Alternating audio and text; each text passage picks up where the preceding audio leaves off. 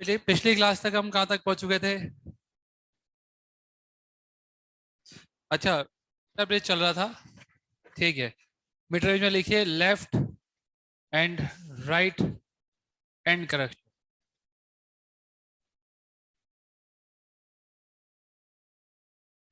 Left end right end correction लिखिए, left end right end correction.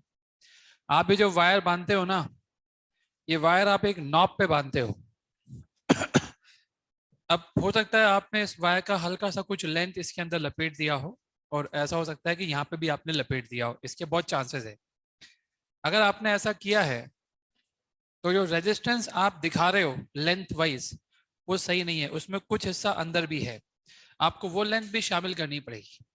तो left hand side पे जो wire आपने इधर लपेट दिया है, राइट हैंड साइड में जो इधर लपेट दिया है, जिसके कारण आप ये कह सकते हो कि R1/R2 जो आपने निकाला था वो सही नहीं था। मान लो ये लेंथ L आ रही है, ये 100 - L आ रही है, तो थोड़ी एक्स्ट्रा लेंथ और आपको माननी पड़ेगी। वो आपको नहीं माननी होगी, एग्जामिनर आपको देगा। अगर उसने आपको लेफ्ट साइड करेक्शन दिया, एंड करेक्शन नहीं बोल सकते हो, लेफ्ट साइड करेक्शन बोल सकते हो, ए दिया, और राइट साइड करेक्शन भी आपको दे दिया, वो हो गया 20 सेंटीमीटर। तो R1/R2 जिसकी वैल्यू आप लिख रहे थे कल तक L/100 - L, उसको आप क्या लिखोगे, L+A/100 - L+B। ये करेक्शन फैक्टर आपको इसमें ऐड करना पड़ेगा, इस लेंथ में भी और उस लेंथ में भी। ये लिख लीजिए आप। कब लिखना पड़ेगा आपको? जब आपको दे रखा होगा एग्जामिनर द्वारा left end right hand correction. कई बार नहीं दिया होता तो आपको नहीं लेना टेंशन, पर दे रखा है इसका मतलब वो चाहता है कि जो थोड़ा सा वायर भी उसके अंदर चले गया है वो भी इसमें ऐड करना है। 1-2 सेंटीमीटर 3 सेंटीमीटर दे रखा होगा। ये हो सकता है ये सिर्फ इस जो वायर इसके अंदर गया है सिर्फ इसके लिए नहीं हो सकता है, ये भी हो सकता है कि हमने इस रेजिस्टेंस को नेग्लेक्ट कर रखा है, इसको भी शामिल करने के लिए लिया हो। कई सारे फैक्टर है जिसको शामिल करने के लिए लेफ्ट और राइट एंड करेक्शन आपको दिया होता है। और जब दिया होगा ना तो आपको R1/R2 की जगह क्या लिखना है, L+A/100 - L+B। ये बात सबको समझ में आ गई? ठीक है। तो कल हम मीटर ब्रिज पढ़ चुके थे, कल हमने पोटेंशियोमीटर भी पढ़ लिया था। आप जब पोटेंशियोमीटर पढ़ेंगे तो कुछ छोटी मोटी बातें आपको ध्यान रखनी है, ये प्रैक्टिकल एस्पेक्ट से बातें हैं। मान लीजिए आप इस सेल को बैलेंस करना चाहते हैं। मान लीजिए वहां पर जो ईएमएफ है वो है 4 वोल्ट और ये है 6 वोल्ट। क्या आपको लगता है आपको बैलेंस लेंथ मिल पाएगी? आप सोचिए, VC माइनस VD कितना है, 6 वोल्ट। आप बोलते हो कि VC minus VD VA minus, जहां पे आप गैलोमीटर लगाओगे VA माइनस VB के बराबर होगा। आपको पता है पूरे वायर का पोटेंशियल ड्रॉप भी निकालोगे ना पूरे वायर का यहाँ तक भी, तो वो 4 वोल्ट से भी कम आएगा। वाई 4 वोल्ट से कम? क्योंकि ये 4 वोल्ट 3 रावण को मिला है। कौन कौन से रावण को? इसको, अगर रियोस्टेट लगा रखा है तो उसको, और इसको भी।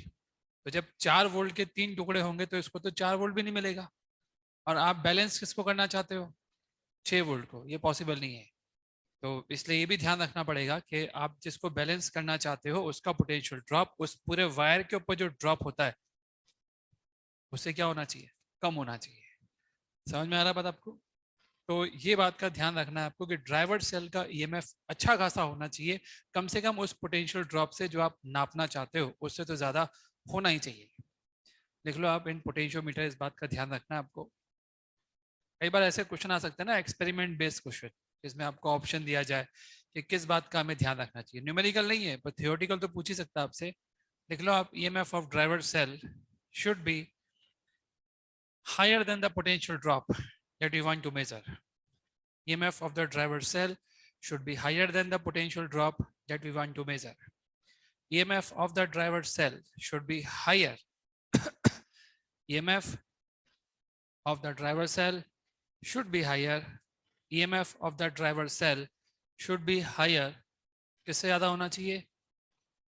As compared to the potential drop that we want to measure. जिसको आप नापना चाहते हो उससे बड़ा होना चाहिए। ये हम पोटेंशियोमीटर में बात कर रहे हैं, मीटर ब्रिज में हमें टेंशन नहीं होती, वहाँ हम पोटेंशियल मेजर कर ही नहीं रहे होते। सबको समझ में आ गया बात? एक और मिस्टेक होती है, वो सुनो क्या होती है। कई बार जैसे ये है, इससे आपको बैलेंस लेंथ नहीं मिलेगी। आप चाहो तो डायग्राम बना के लिख सकते हो, बैलेंस लेंथ नहीं मिलेगा। आप बैलेंस लाइन ढूंढोगे तो भी आपको नहीं मिलेगा, कभी भी गैल्वेमीटर में करंट जीरो नहीं आएगा इस केस में, क्योंकि आप जिसको नाप रहे हो तो जितना पोटेंशियल ड्रॉप आपके पूरे वायर पर है वो उससे ज्यादा पोटेंशियल ड्रॉप आप नाप रहे हो। सही बात तो ये है, समझ में आ गया आपको। मान लीजिए ऐसा हो जाए कि ये 6 वोल्ट है, ये रियोस्टेट है, ये स्मॉल आर है, ये कैपिटल आर है, और आप जिसको नाप रहे हो वो 4 वोल्ट है, और मैं आपसे कहूं कि अभी भी बैलेंस लेंथ आपको नहीं मिल रही है। देख लो आपके सामने क्या रखा है मैंने आपके सामने, ये एक सेल है, ये है, ये है, और इन सब के बाद मैं आपसे ये बोल रहा हूँ कि ऐसा रखने के बाद भी आपको बैलेंस लेंथ नहीं मिल रही है। क्या मिस्टेक हो रही होगी आपसे, क्या लगता है आपको? हाँ, ये जो टोटल जो वायर दिख रहा है ना आपको इतना बड़ा, इस पूरे वायर पे पोटेंशियल ड्रॉप 4 वोल्ट से क्या रहा होगा, कम रहा होगा। याद रखिए जब तक आपका पूरे वायर का पोटेंशियल ड्रॉप, जिस पोटेंशियल ड्रॉप आपको नापना है उससे ज्यादा नहीं होगा, तब तक आपको बैलेंस लेंथ नहीं मिल पाएगी। तो ऐसा कैसे हो सकता है, ये 6 वोल्ट है फिर भी इसका पोटेंशियल ड्रॉप जो है वो 4 वोल्ट से कम आ रहा है? हो सकता है ना, वो 6 वोल्ट अकेले इसको थोड़ा ना मिल रहा है, वो 6 वोल्ट तो 3 लोगों में बटा हुआ है, 3 रावण, ये तो छोटा रावण है, इसकी वैल्यू बहुत हाई भी होती भी नहीं है, तो ये कोई खास पोटेंशियल ड्रॉप ये नहीं खाएगा। ज्यादा ये दोनों खा सकते हैं। अगर किसी केस में आर एच बहुत बड़ा है, स्मॉल आर और कैपिटल आर दोनों से, तो आप बताओ 3 रावणों में सबसे ज्यादा पोटेंशियल कौन खा जाएगा? R H. तो ऑब्वियस सी बात है आपके इस आर को पोटेंशियल क्या मिलेगा, कम। और अगर आर को पोटेंशियल कम मिला, इसका मतलब क्या है? इसका मतलब ये है कि हमारे पास वो कंडीशन भी है कि इसका ईएमएफ इससे ज्यादा है, फिर भी आपको क्या नहीं मिल पा रही, बैलेंस लेंथ नहीं मिल पा रही। तो एक और बड़ी बात आपके सामने आई है, अब लिख सकते हैं, डायग्राम बना लो पहले, और उसके बाद हम लिखेंगे उसके नीचे। ये एक्सपेरिमेंटल बेस्ड क्वेश्चन है, आपके सामने ऐसे सवाल आ सकते हैं कि इनमें से कौन सा ऑप्शन सही है। तो आप लिखिए, if R H is very very large as compare to capital R and small R, then then potential share of RH become very high. Potential share of RH become very high, due to which potential difference across capital R, due to which potential difference across capital R, due to which potential difference across capital R become quite small, and it will not able to, and it will not able to, and it will not able to, and it will not able to, it will not able to what? It will not able to, बताओ, measure the potential drop जो हम नापना चाहते हैं। It will not able to measure potential drop। एक और खास बात है, कई बार आपको एग्जामिनर बोलेगा कि रियोस्टेट का रेजिस्टेंस आप वेरी कर सकते हो, वो आपको बताएगा भी कहाँ से कहाँ तक वेरी कर सकते हो। 30 से 100 ओम के ये वेरिएशन है। तो मैं आपसे एक बात पूछता हूँ, 30 ओम से 100 ओम लिखा हुआ है ना, आप बताओ मैक्सिमम कितना पोटेंशियल आप नाप सकते हो, निकाल पाओगे? क्या करोगे? रियोस्टेट की वैल्यू जब 30 ओम रखेंगे तब मैक्सिमम पोटेंशियल नाप पाएंगे, या जब 100 ओम रखेंगे तब मैक्सिमम नाप पाएंगे? 30 ओम। जब रियोस्टेट का रेजिस्टेंस अपने मिनिमम मुकाम पर होगा, उस समय इसका पोटेंशियल शेयर सबसे कम होगा, उस समय इसके अक्रॉस पोटेंशियल ड्रॉप जितना आ सकता है इस बैटरी के द्वारा वो सबसे ज्यादा होगा। वो जो पोटेंशियल ड्रॉप होगा उससे ज्यादा तो आप नाप ही नहीं सकते। तो मैक्सिमम पोटेंशियल आप जो नाप सकते हो वो हमेशा ध्यान रखना, इस पूरे वायर के ऊपर जो ड्रॉप होगा उसके बराबर का है, उससे अधिक आप नहीं नाप सकते हो। वो कब आएगा? जब रियोस्टेट का रेजिस्टेंस कितना होगा, 30 ओम। तो देखो आप, when rheostat resistance is at it minimum value, when rheostat resistance is at its minimum value, when rheostat resistance is at its minimum value, range of potential measured, that is 0 to V max,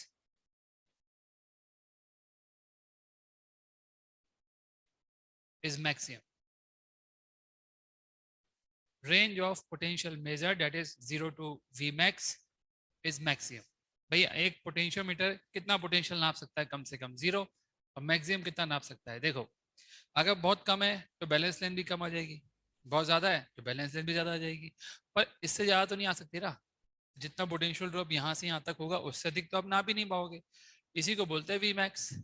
और V max कब ज्यादा होगा? जब real estate का resistance क्या होगा? सबसे कम होगा। और रियल स्टेट का रेजिस्टेंस का रेंज आपको दिया हुआ होगा, आपसे ये पूछ सकता है कि बताओ मैक्सिमम पोटेंशियल कितना आप इससे नाप सकते हो, तो आप क्या बोलोगे? आप ये बोलोगे कि जब रियल स्टेट रेजिस्टेंस 30 ओम होगा उस समय इस वायर पे जितना ड्रॉप आएगा that is the maximum potential जो आप नाप सकते हो। आप लिख लो वी मैक्स क्या होता है, वेयर वी मैक्स, उसी में लिखना where V max is I into R, that is potential drop across whole wire. पूरे वायर पे जितना पोटेंशियल ड्रॉप आ रहा है उसी को तो वी मैक्स कहते हैं। आप बताओ मिनिमम पोटेंशियल कितना नाप सकते हो आप? जीरो। टेक्निकली तो आप जीरो नाप ही सकते हो। Okay, now there is a term we call voltage sensitivity. यहाँ पर पोटेंशियोमीटर की जो सेंसिटिविटी होती है उसका क्या मीनिंग होता है, कोई बताएगा? हल्के से हल्का डिफ्लेक्शन। पोटेंशियल कितना नाप सकता है ये? सेंसिटिविटी ऑफ पोटेंशियोमीटर मतलब हल्का सा हल्का, कम से कम कितना ये नाप सकता है। आप सबको पता होना चाहिए कि आपका जो y होता है पोटेंशियल ग्रेडियंट, वो अगर बहुत कम है इसका क्या मतलब है बताओ? देखो, मान लो आपके पास स्केल है, इस स्केल का कुछ तो लीस्ट काउंट होगा। लीस्ट काउंट मतलब मिनिमम। मान लो ये स्केल जो है सेंटीमीटर स्केल होती है तो 1 मिलीमीटर होगा। 1 मिलीमीटर से कम बैलेंस लेंथ तो आप बता भी नहीं पाओगे इसमें, एग्री? तो 1 मिलीमीटर बैलेंस लेंथ आपकी है जिसको आप 1 × 10⁻³ मीटर कह सकते हो। आप बताओ अगर किसी किसी जगह पे पोटेंशियल ड्रॉप इतना कम आया कि आपकी बैलेंस लेंथ 1 मिलीमीटर ही आ गई, वहां पे पोटेंशियल कितना होगा? बैलेंस लेंथ बहुत कितनी कम। आ गई? 1 मिलीमीटर। तो पोटेंशियल कितना होगा? Into potential gradient. तो मिनिमम पोटेंशियल हम जीरो जरूर बोलते हैं पर वाकई में मिनिमम पोटेंशियल ये है जो अभी आप नाप के दिखा रहे हो, कितना है? y × 10⁻³ आप कम से कम कितना पोटेंशियल नाप सकते हो ये किसके ऊपर डिपेंड कर रहा है? y की वैल्यू पर। अगर आपका y बहुत कम है तो आपको नहीं लगता कि आप कम से कम पोटेंशियल भी नाप पा रहे हो? 1 mm जब पोटेंशियल बैलेंस लेंथ आएगी तो वो कौन से पोटेंशियल के लिए आती है? इतने पोटेंशियल के लिए आती है ना। वाई अगर आपका कम है इसका मतलब क्या है? Per unit length potential drop बहुत कम है तो आप बहुत कम से कम पोटेंशियल नाप सकते हो। वेरी सेंसिटिव इंस्ट्रूमेंट आप बना रहे हो, इसका मतलब ये है जो हल्का सा हल्का पोटेंशियल ड्रॉप भी होगा ना उसे आपको नाप के दे देगा। समझ में आ रहा है? खड़े हो जाओ। अरे लिस्ट काउंट तो इतना ही होता है 1 मिलीमीटर। आपने पोटेंशियोमीटर देखा है ना कभी? देखना आप, जो नॉर्मल स्केल होता है ना आपका 15 सेंटीमीटर वाला स्केल, वही स्केल बना होता है। वर्नियर कैलिपर नहीं लगाते हैं वहाँ पे। क्या लगाते हैं वहाँ पे? Simple scale. तो सिंपल स्केल का लिस्ट काउंट तो 1 mm ही होगा, तो वाई पे डिपेंड करेगा। अब लिखिए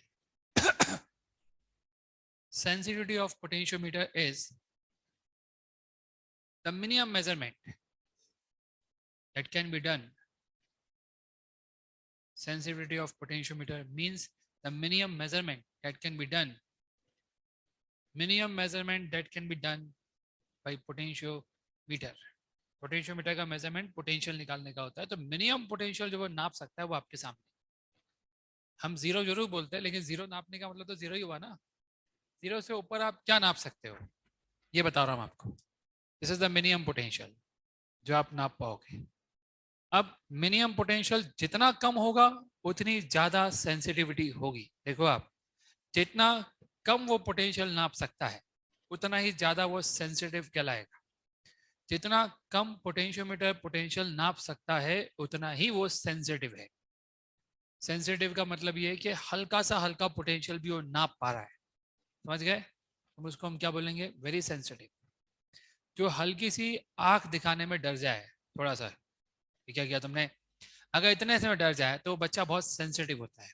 और एक ऐसा बच्चा जिसको आप खूब डांट दो उसे कोई फर्क नहीं पड़ता, वो बच्चा बिल्कुल भी सेंसिटिव नहीं होता।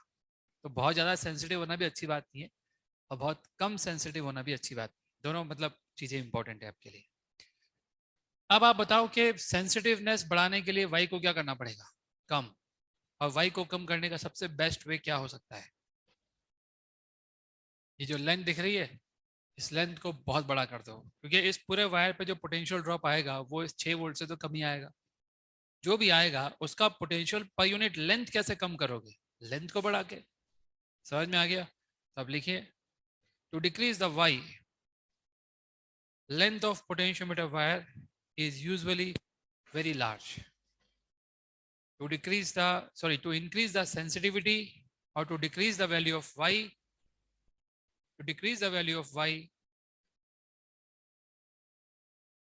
length of potentiometer wire should be quite high, usually 10 metre. कितना लंबा होता है ये वायर? 10 मीटर. 10 मीटर बहुत बड़ा होता है.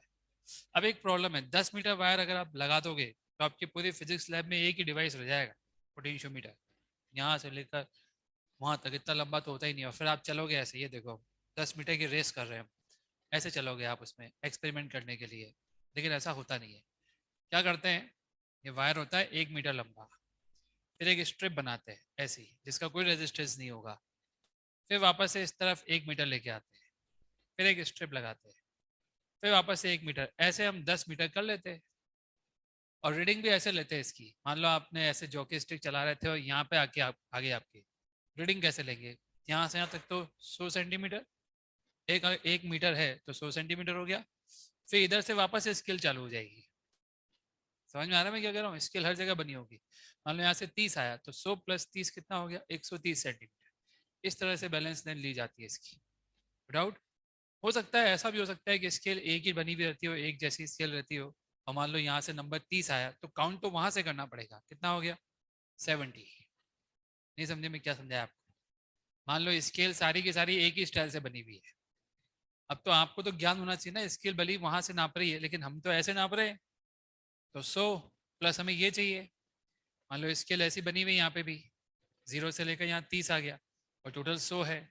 अब आप बताओ यहाँ से यहाँ तक की डिस्टेंस कितनी है? 70 सेंटीमीटर है. तो 100 + 70 170 सेंटीमीटर. ये प्रैक्टिकल एस्पेक्ट में आपको बता रहा हूँ. अगर आपने देखा हो तो अच्छी बात, नहीं देखा हो तो ऐसा कंसेप्ट भी होता है कि हम ऐसे पोटेंशियोमीटर बनाए थे. कितने मीटर का? 10 मीटर लंबा. ऐसा तो आप कितना ही बड़ा बना सकते हो. समझ गए? This is all about potentiometer. Metre bridge भी हो चुका है, पोटेंशियोमीटर भी हो चुका है. आगे बढ़ेंगे. नेक्स्ट जो आपके सामने आता है वो है post office box. Post office box जो है, अगर हम ध्यान से देखें तो ये सिलेबस से हट ही चुका है, एनसीईआरटी से भी. और एनसीईआरटी में कहीं नहीं दे रखा पोस्ट ऑफिस बॉक्स. एक समय था, ये रहा. पोस्ट ऑफिस बॉक्स की शक्ल ऐसी होती है. नाम सुना है क्या आपने? किसी ने सुना है नाम? ठीक है. इसमें ऐसे बहुत सारे नॉब होते हैं. ये नॉब नहीं होती है, एक तरह से खाली जगह होती है. जैसे आपने रेजिस्टेंस बॉक्स का नाम सुना होगा, देखा होगा, वैसे ये होता है. इसको अगर इसमें हम निकाल देंगे ना ऐसे, तो रेजिस्टेंस आ जाएगा. मान लो यहाँ पे 10 ओम लिखा हुआ है, इसमें एक ऐसा होल होता है, उसके अंदर एक चीज होती है. ठीक है. जैसे ही आप उसको बाहर निकाल सकते हो इसको, वैसे ही रेजिस्टेंस डेवलप हो जाता है. तो ऐसे कुछ बना हुआ होगा. यहाँ पे एक नॉब होगा जिसको ए कह रहे, एक नॉब यहाँ होगा जिसको हम बी कह रहे. ए और बी के बीच में ऐसे बहुत सारे होल होंगे और आप जो मर्जी है रेजिस्टेंस यहाँ पे ला सकते हो निकाल करके. दो निकाल दोगे तो दोनों का सीरीज कॉम्बिनेशन से एक रेजिस्टेंस ए और बी के बीच में आ जाएगा. ऐसे ही यहाँ पे भी एक नॉब होता है, इसको हम सी बोलते हैं. तो ए बी सी तो ये हो गए. ठीक है, ये समझ में आ गया आप सबको? तो ये आपके पास मेरे हिसाब से सी यहाँ होता है, सॉरी, सी यहाँ होगा और डी यहाँ होगा. हाँ, ये आपका पोस्ट ऑफिस बॉक्स है. तो ए बी सी और डी, यहाँ पे तीन चीजें हैं. ए बी सी डी आ गया.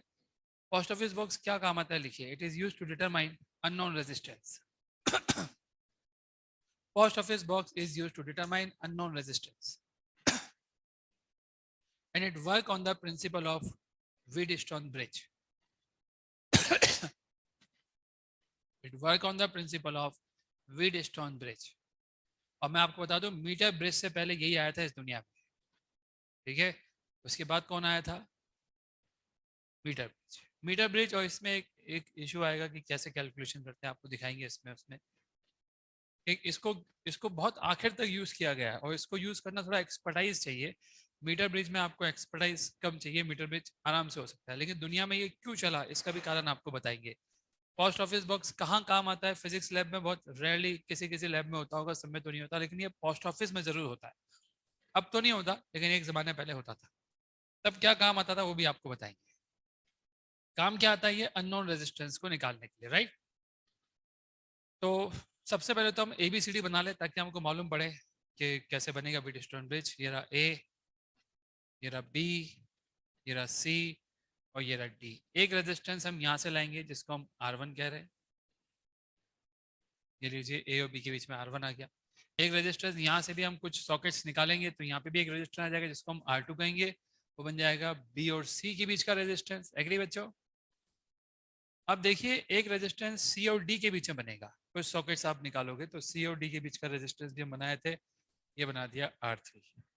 R1, R2, R3 ये तीनों स्टैंडर्ड रेजिस्टेंस है। स्टैंडर्ड रेजिस्टेंस मतलब यहाँ से सॉकेट निकाल निकाल के तीनों रेजिस्टेंस आएंगे। अननोन रेजिस्टेंस कहाँ लगाऊं? एक ही जगह बची है, कौन सी जगह?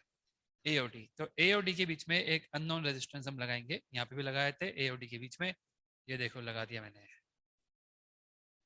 देखिए आपको अननोन रेजिस्टेंस। अब बैटरी का लगाएंगे और वो बीच में जो गैलोमीटर होता है वो का लगाएंगे। आप गैलोमीटर B और D के बीच में लगा सकते हो, एक स्विच बना के लगाते हैं हमेशा। और एक बैटरी भी लगा सकते हो एक स्विच लगा के। अगर स्विच नहीं लगाओगे तो चलता रहेगा, खत्म हो जाएगा। जब आप आओगे ना अगले दिन, तब तक सेल पूरा का पूरा एग्जॉस्ट हो चुका होगा और गैलोमीटर की कॉइल इतनी देर तक अगर करंट फ्लो करेगा उसमें से जल के खराब हो जाएगा। तो स्विच लगाना पड़ता है। जब एक्सपेरिमेंट करना है स्विच लगाओ, एक्सपेरिमेंट खत्म, स्विच हटा दो। अब इसको मैं यहाँ बनाऊंगा आपके सामने इस वाले टैग। B और D के बीच में मुझे क्या लगाना है? गैलोमीटर। और बैटरी का लगानी है A और C के बीच में। ठीक है? एक इंपॉर्टेंट बात है, इस बॉक्स के अंदर एक कनेक्शन होता है। ये रहा, देखो मैं आपको दिखा रहा हूँ, ये इंटरनल कनेक्शन है। एक मोटी स्ट्रिप से, किससे? Thick strip. एक थिक स्ट्रिप लगा करके आप इसी सी पॉइंट को यहाँ पे एक्सटेंड कर देते, बाहर एक्सटेंड कर दिया आपने। अंदर बॉक्स के अंदर एक मोटी स्ट्रिप होती है, इन दोनों का पोटेंशियल ऑलमोस्ट क्या हो जाएगा? सेम। तो सी ये भी है और सी ये भी होगा। ठीक है? यहाँ पे भी एक स्विच लगाया जाएगा, ये रहा एक स्विच। ठीक है? ये दोनों सी है, एक ही बात है। जैसे ये स्विच को बंद करोगे ना प्रेस करके, तो ये दोनों जुड़ जाएंगे, एक ही सी हो जाएगा। अब इसी सी और किसके बीच में लगाना है आपको? ए के बीच में क्या लगानी है? बैटरी लगा रहा हूँ आपके सामने, देखो ये रही बैटरी सी और ए के बीच में। आगे देखो समझ में, बैटरी लगी देखो आप। शायद मैंने इसकी जैसी ही लगाई तो इसके जैसी लगाता हूँ। सी पे नेगेटिव लगानी ना आपको, ऐसे लगा दिया वी। अब बताओ मुझे एक और चीज लगानी है, कौन सी चीज? मुझे लगाना है गैलोमीटर। उसके लिए भी इंटरनल कनेक्शन होता है, मैं आपको वो भी दिखाता हूँ कैसा होता है। जैसे इसका दिखाया ना वैसे इसका भी होता है। इसका भी कनेक्शन यहाँ होता है। अब जगह इसको वापस बाद में लगाएंगे, रुक जाओ। फिर आपके पास बी, इसकी भी इस तरह से की होगी और ये होगा बी। इसको भी हम प्रेस कर सकते हैं। अब कनेक्शन करते हैं। बोलो कहाँ कहाँ पे बैटरी लगी हुई है? ए और सी के बीच में है। तो ये रहा ए, ये रहा सी, ये लो कनेक्शन कर दिया मैंने। कर दिया, बैटरी लगा दूं यहाँ पे। बैटरी का पॉजिटिव कहाँ पे जुड़ा हुआ है? ए पर। बैटरी लगा दी। अब बताओ मैं गैलोमीटर कहाँ लगाऊं? बी और डी के बीच में। कहाँ है बी? बी ये रहा, बी तो ये रहा, और डी कहाँ है? ये रहा। इन दोनों के बीच में जब आप लगाओगे, कैसे लगाओगे? वो कैसे लगाएंगे भाई? कैसे भी लगा दो, यहाँ से लगाते हैं, ये लोग घुमा के लाए, ये लाए घुमा के लाए, ये रहा गैलोमीटर और ये लगा दिया, खत्म बात। ठीक है, सबको समझ में आ गया? तो अब आप क्या करोगे इसमें? R1, R2, R3 की वैल्यू अलग अलग कुछ अपने दिमाग से चेंज करते रहोगे और बार बार इस स्विच को बंद करके चेक करोगे कब गैलोमीटर में करंट क्या आ जाए? जीरो। जैसे ही आ जाएगा ना R1/R2 X/R3 से आप क्या निकाल लोगे? X। आ गया समझ में? कोई डाउट किसी को इसमें? इसके लिए ना बहुत एक्सपर्टाइज चाहिए, इतना आसान नहीं है। R1, R2, R3 उसमें तो क्या था, आप स्लाइड कर रहे हो, अचानक रेशियो बैलेंस हो जाता है। यहाँ पे आप देखो तीन तीन रेजिस्टेंस आपको चेंज करने हैं। वहां पे आपको सिर्फ जॉकी स्टिक को चलाना था इधर से उधर, अपने आप R1, R2 चेंज हो रहा था। कब, कहाँ की बात कर रहा हूँ मैं? मीटर ब्रिज की। यहाँ पे क्या हो रहा है? यहाँ पर बैलेंस कंडीशन लाने के लिए आपको R1/R2 को X/R3 के बराबर करना है। मान लो कोई बच्चा बोले सर मैं R3 को फिक्स कर लूंगा, केवल R1, R2 को ही चेंज करूंगा तो R1 R2 आपका स्मूथली चेंज नहीं हो रहा है, जैसे वहां पे हल्का हल्का सा खिसका रहे थे, लगातार एल बढ़ता जा रहा था, ये घटता जा रहा था। यहाँ तो आपको खुद को निकालना पड़ेगा सॉकेट बार बार। कभी यहाँ से कुछ निकालोगे, बैलेंस नहीं हुआ, मान लो करंट यू जा रहा है, तो आप समझ जाओगे कि यार ये ज़्यादा है, ये कम है, ऐसा कुछ हो रहा होगा। फिर आप इसको निकालोगे, तो फिर मान लो करंट इस तरफ जाए लग जाए, फिर आप सोचोगे रुक जाओ यार इसको भी चेंज करते हैं, फिर आप इसको हटाओगे। तो एक एक्सपर्टाइज चाहिए इसके लिए। एक पहला इंसान जो जिंदगी में पहली बार जानता भी हो ना इसको, वो इसको कर नहीं पाएगा। तो इसलिए ये बहुत जनरलाइज यूज नहीं होता। अगर आपको यूज करना है तो आप तो यूज ही नहीं कर सकते जब तक आपकी अच्छी खासी प्रैक्टिस नहीं है। तब तक आप इसमें ये जुगाड़ लगाने वाला काम है, तीन तीन रेजिस्टेंस को वेरी करना पड़ेगा जब तक कि बैलेंस कंडीशन ना आए। ये इतना आसान नहीं है। पोस्ट ऑफिस बॉक्स में ये काम क्या आता था, और इसे करने वाला एक खास इंसान पोस्ट ऑफिस बॉक्स में होता था। इसका काम ही यही होता था कि इसको चलाना है। इसको याद सर करते थे, उसको बुलाओ यार, कोई चलाएगा इसको। हर किसी सर के बस की बात नहीं चलानी। बोले बेटा, कुछ बोला क्या तुमने बेटा? हाँ सर, सर ये कह रहा था बैलेंस जब होगा तो R1 R3 वो X R2 के बराबर होगा। R1/R2 X/R3 के बराबर होगा। न- नहीं sir, R1 into R3 R2 into X के बराबर होगा एक ही बैलेंस बात है, कंडीशन। एक ही बात है। तो सर R1 और R3 को अगर कांस्टेंट कर देंगे तो केवल R2 चेंज करना पड़ेगा फिर। करके देखो, नहीं होता है ऐसा। आप सबको, अगर आप इन दोनों को कांस्टेंट भी कर दोगे ना, इसको आप केवल चेंज करोगे ना, तब भी इसकी वैल्यू आप जो मर्जी आज चेंज नहीं कर सकते। कुछ 5 रेजिस्टेंस, 5 और 10, बस 5 और 10 ओम के होते हैं। हो सकता है इसको कितना भी चेंज करने के बाद आपकी बैलेंस कंडीशन आए ना, तो क्या करना पड़ेगा आपको? बाकी मान के लो दो चेंज आपने करने कहा कि पड़ेगा। सर एक्स, आप देखो सर ऐसा है ना, R1 R3 को आपने फिक्स कर दिया, और आप जो है सर R2 को लगातार चेंज कर रहे हो, करते रहो। क्या पता आपकी R2 की जितनी वैल्यूज, ऐसा तो है नहीं कि आप R2 जो मर्जी यहाँ रख सकते हो। R2 की कुछ खास वैल्यूज थी, जबकि विड स्टोन ब्रिज में तो R1 R2 का रेशियो जो मर्जी हो रहा था L/100 - L से। यहाँ पे तो क्या होता है, ये सिर्फ 5 ही सॉकेट है, ये भी 5 ही है। इन पांचों में ही करना है जो भी करना है। 5 ओम ला सकते हो, 10 ओम ला सकते हो, 15 ओम ला सकते हो, 20 ओम, बस इससे ज्यादा ऊपर नहीं ला सकते आप।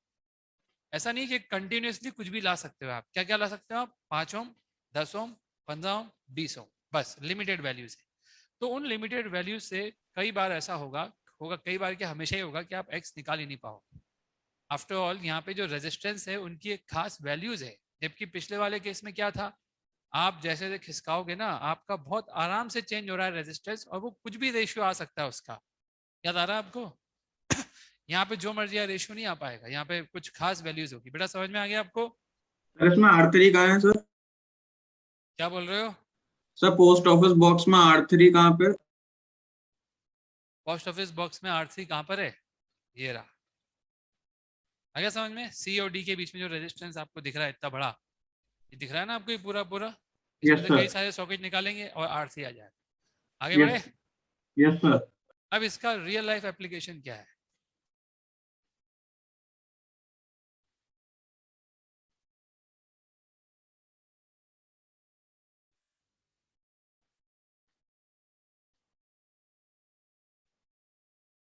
वायर अगर कंडक्टर, बिना रावण वाला वायर, खाली सड़क की बात कर रहे हो? खाली सड़क में पोटेंशियल सेम मानते हो, करंट फ्लो करवाते, यही बोल रहे हो ना? बैठो। अगर किसी बॉडी का मास 0 हो, क्या उसका एक्सेलरेशन हो सकता है? कैसी बातें कर रहे हो तुम, बताओ, क्यों नहीं हो सकता? हो सकता है। अगर किसी बॉडी का मास 0 हो तो उसका एक्सेलरेशन तो हो सकता है ना। हाँ, लेकिन उस पर फोर्स कितना लग रहा होगा? 0। ऐसे ही अगर कोई ऐसा वायर है जिसका कोई रेजिस्टेंस ही नहीं है, खाली सड़क मतलब 0 रेजिस्टेंस, करंट आपका होता है V/R, ये बोलोगे ना आप, तो आप बोलोगे सर इसका तो रेजिस्टेंस 0 है। अब जिसका रेजिस्टेंस 0 है उसके अंदर करंट फ्लो करवाने के लिए आपको किसी फोर्स की जरूरत नहीं है। जिसका मास 0 होता है उसका एक्सेलरेशन के लिए आपको किसकी जरूरत नहीं पड़ती है? फोर्स की। ऐसे ही ये जो पोटेंशियल डिफरेंस आपको देना पड़ता है, केवल किसको देना पड़ता है? किसी रेजिस्टेंस वाली चीज। खाली सड़क में करंट फ्लो करवाने के लिए आपको क्या नहीं देना पड़ता? कोई पोटेंशियल डिफरेंस देने की जरूरत नहीं है। उसमें करंट फ्लो करना होगा तो अपने आप कर जाएगा। चलिए अब मैं आपको ये बता दूं इसका प्रैक्टिकल एप्लीकेशन क्या था, वो देख लो आप। प्रैक्टिकल एप्लीकेशन देखो, आप यहीं पे दिखा रहा हूँ आपको, ये दिख रहा है ना आप सबको? कुछ चेंजेस कर रहा हूँ मैं आपके सामने, देखना आप। इसको मैंने अर्थ कर दिया, देख लो आप बच्चों, इसको अर्थ कर दिया। और ये जो वायर आपको दिखाया जा रहा है, ये वायर है कौन सा? ये खंबा है, और ये एक और पिलर आ गया, पहाड़ी आ गई, पहाड़ी का पिलर आ गया, फिर पहाड़ी से नीचे उतर गए, यहाँ भी एक पिलर आ गया। ये क्या दिखाया मैंने आपको? ये मैंने आपको पोस्ट ऑफिस वायर दिखाया है। आपने शायद 80s भी नहीं, शायद 70s की मूवी देखी हो जिसमें ऐसे बोलते हैं तुम्हारे लिए तार आया है।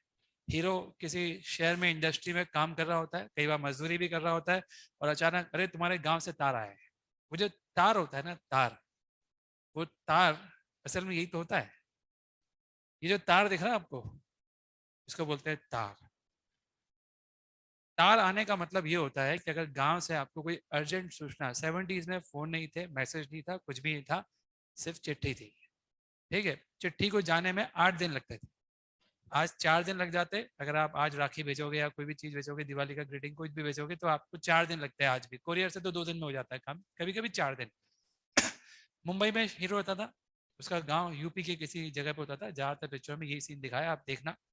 तो अब वो जो मुंबई से यूपी का जो सफर है, अगर आप उसको चिट्ठी से करोगे तो उस समय 7 दिन लगते थे। और अगर कोई अर्जेंट न्यूज भेजनी है आपको, अर्जेंट कि भाई आज भेजनी है और आज ही शाम तक न्यूज मिल जाए या 4-5 घंटे मिल जाए, तो उस जमाने में एक सुविधा थी, तार। क्या करते थे, आपके नजदीकी पोस्ट ऑफिस बॉक्स में आप जाओगे, एक पोस्ट कार्ड होगा, उस पर आप 1 लाइन या 2 लाइन का मैसेज लिखोगे। बहुत महंगा होता है तो लोग पूरा का पूरा चिट्ठी उस पर नहीं लिख सकते थे, गरीब आदमी तो बिल्कुल नहीं लिख सकता था, तो वो 1 लाइन लिखता था कि ये हुआ है आ जाओ। अब वो जो हुआ है आ जाओ लिखते भेजता था, वो अपने ही गांव के पास में जो पोस्ट ऑफिस बॉक्स है वहां लिखता था। फिर वो जो बड़ा पोस्ट ऑफिस बॉक्स होता होगा, वहां पे एक मैसेज होता था, ऐसे टाइप करते थे। उस टाइप का जो मैसेज है वो इलेक्ट्रिक करंट के थ्रू, इस तार के थ्रू उस इलाके के पोस्ट ऑफिस बॉक्स तक पहुंचता था जहां पे आपको ये मैसेज पहुंचाना होता था।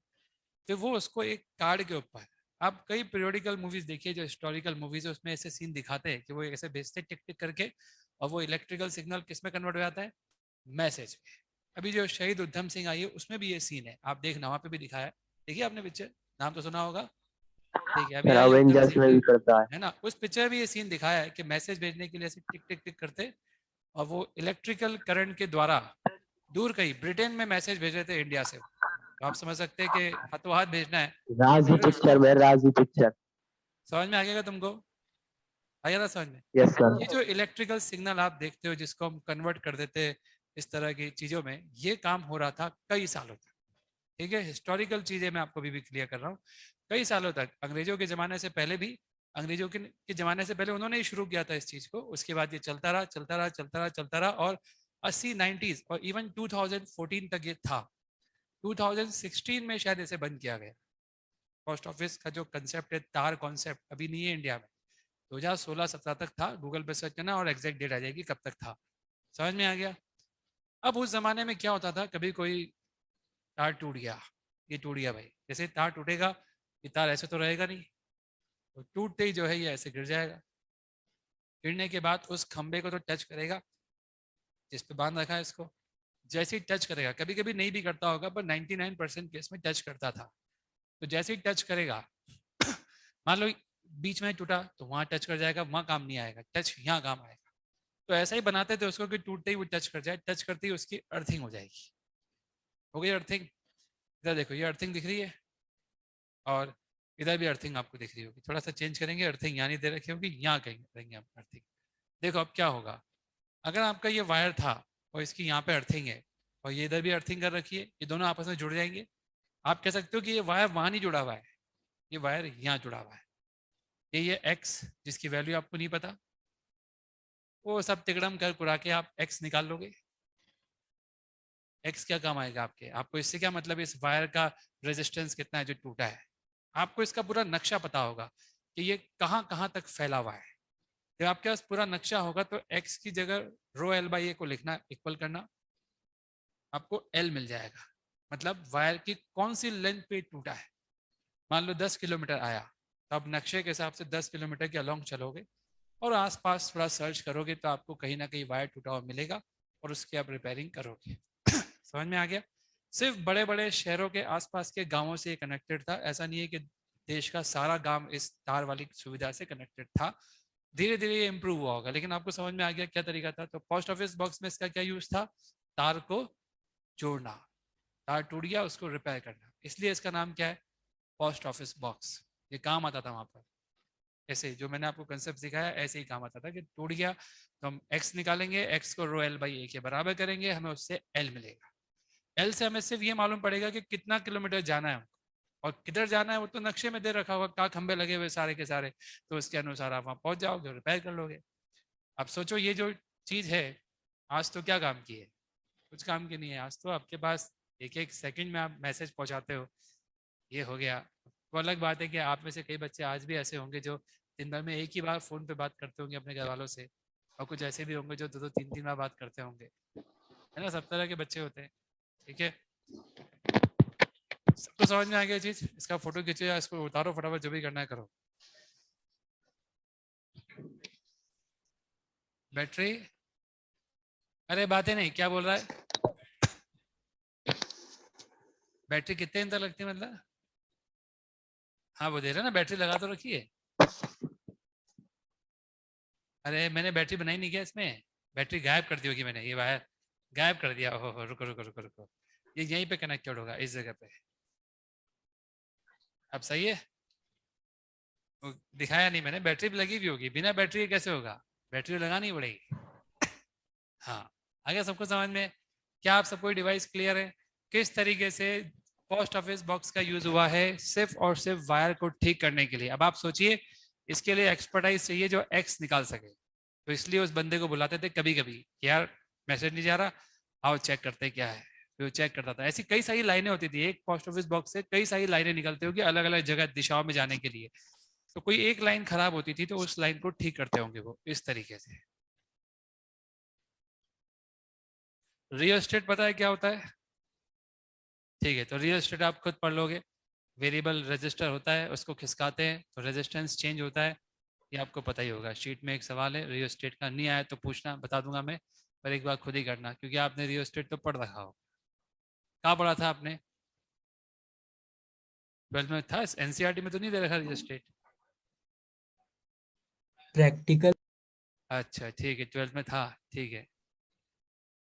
अब इसके बाद अपन चालू करेंगे टेम्परेचर कोफिशिएंट। हो गए सारे इंस्ट्रूमेंट हो चुके हैं, अब लास्ट आर्टिकल होगा, उसके बाद सर्कुलर मोशन स्टार्ट करने की तैयारी होगी।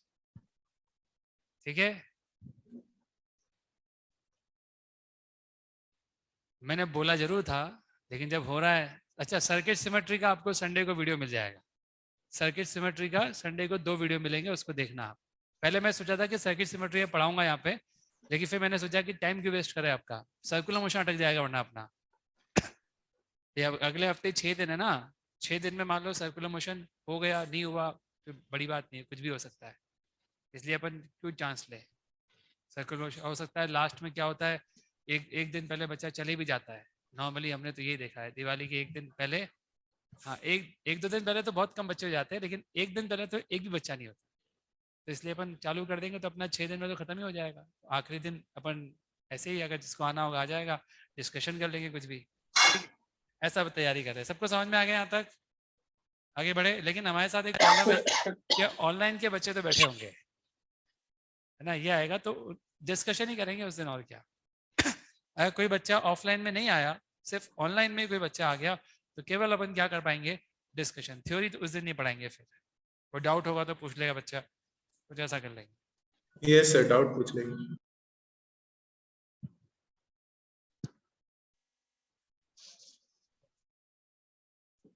वैसे 13 के बच्चे तो आते ही है, आप भी आओगे ही।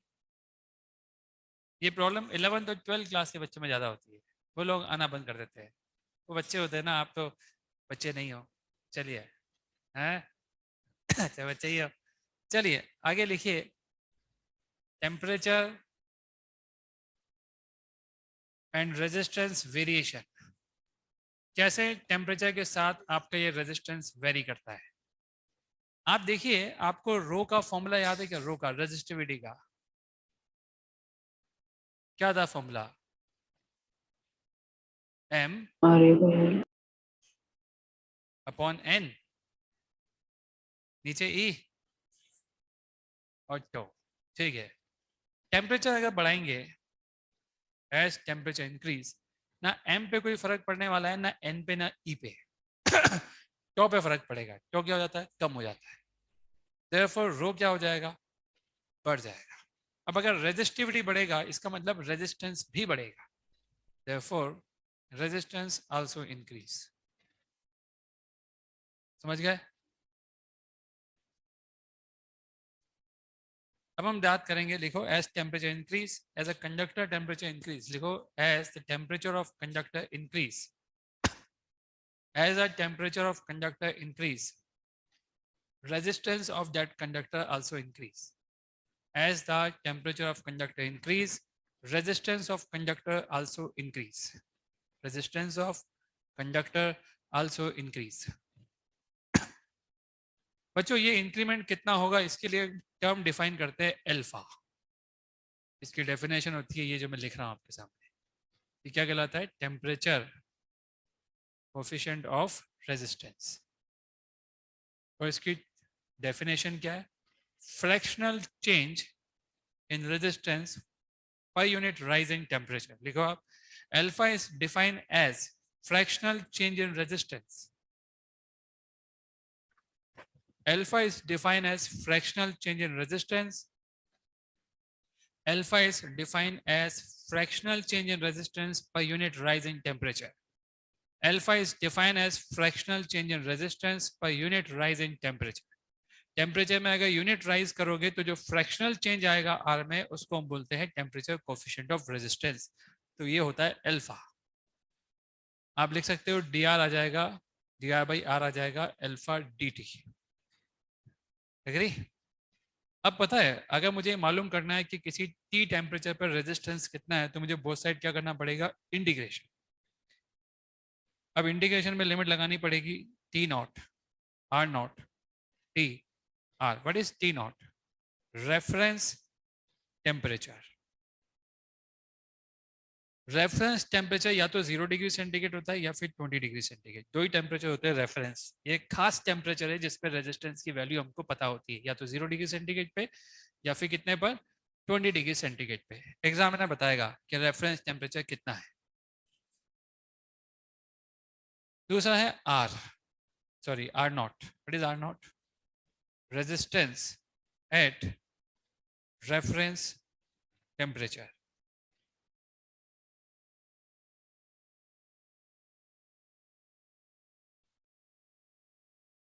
और आर और टी क्या होगा? Resistance at temperature T. अगर कोई टेम्परेचर टी पे हम बात करें तो रेजिस्टेंस हो जाएगा आर। अब इस आर को निकालते हैं अपन, कितना आएगा? जब इंटीग्रेट करोगे तो ये आ जाएगा log of R upon R naught. और यहाँ आ जाएगा, अगर अल्फा कांस्टेंट है तो इंटीग्रेशन केवल डी टी का होगा, तो ये आ जाएगा इफ अल्फा इज कांस्टेंट। ये शर्त है कि अगर अल्फा कांस्टेंट है तो आप कह सकते हो log R upon R naught is equal to होगा alpha T minus T naught. इसको सॉल्व करेंगे तो आर कितना आ जाएगा? आर नॉट ई की power alpha T minus T naught. तो यहां से जो आर निकल के आएगा वो निकल के आएगा R naught alpha, sorry R is equal to R naught e की power alpha T minus T not.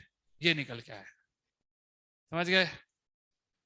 अब एक कंसेप्ट है, if alpha T minus T not 1 से बहुत बहुत बहुत बहुत छोटा, आपको पता होना चाहिए ई की पावर x 1 प्लस एक्स होता है if x is very small small small than 1। पता है आपको ये बात? नहीं पता? हाँ, 1 प्लस एक्स आगे भी होता है, लेकिन अगर x बहुत छोटा हो तो ये हो जाएगा। इसको मैं ऊपर यूज करने वाला हूँ।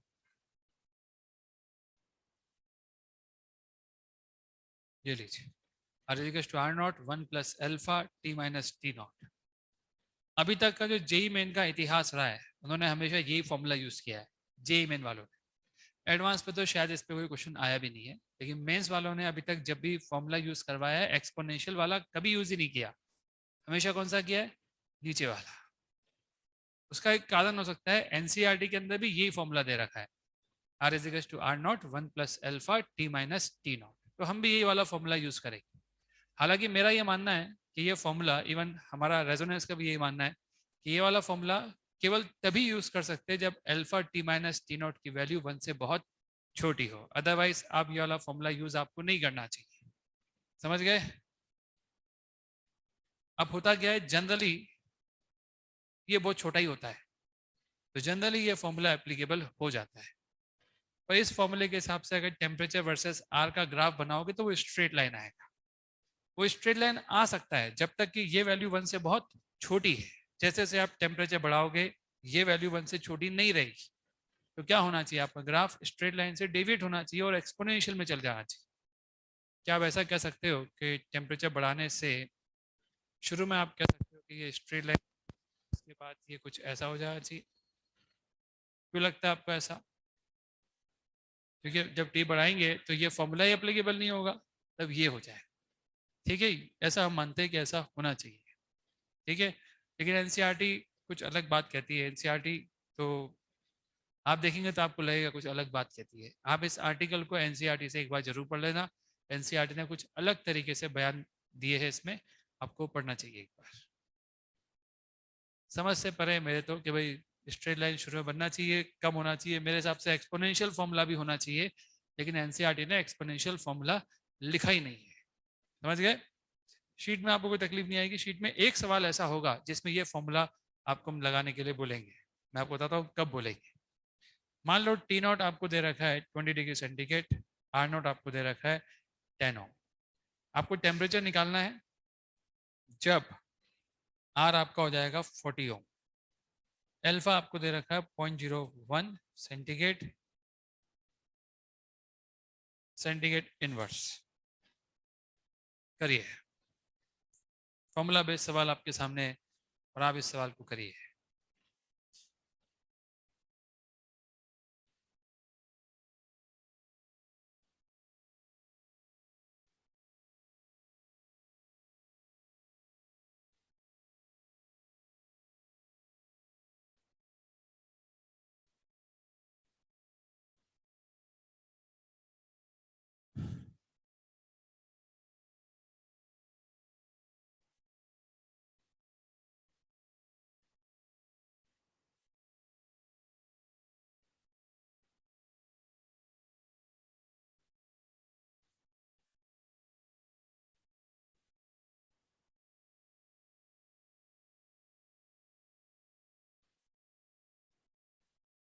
तीन 320 आंसर आ चुका है भाई तुम्हारा।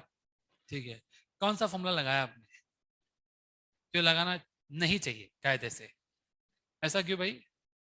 देखो, आप कह रहे हो कि फाइनल रेजिस्टेंस 40 है, इनिशियल 10 है, 1 plus alpha T minus T not है। एग्री? आप देखिए इससे 1 plus alpha T minus T not की वैल्यू 4 आ रही है, देखो आप, और alpha T minus T not कितना आ रहा है? 3। आप सोचो alpha T minus T not जब 1 से बहुत छोटा होगा तब आप ये फॉर्मूला लगा सकते थे। यहाँ तो alpha T minus T not कितना आ रहा है? 3 आ रहा है। 1 से बड़ा आ रहा है, छोटा तो बहुत दूर की बात है, बड़ा आ रहा है, तो आप तो ये फॉर्मूला ही नहीं लगा सकते। ठीक है, लेकिन जेईई मेन में क्वेश्चन आया हुआ है सेम टाइप का, रेजिस्टेंस इतना ही हाई हुआ था और ये वैल्यू 2 थी उस केस में, लेकिन तब भी उन्होंने ये वाला फॉर्मूला लगाया है। जेईई मेन वालों ने लगाया, तो आप भी जेईई मेन में एग्जाम में क्वेश्चन आ जाए तो लगा देना। उसका कारण ये होता है कि एनसीईआरटी ने कहीं दूसरा फॉर्मूला दिया नहीं।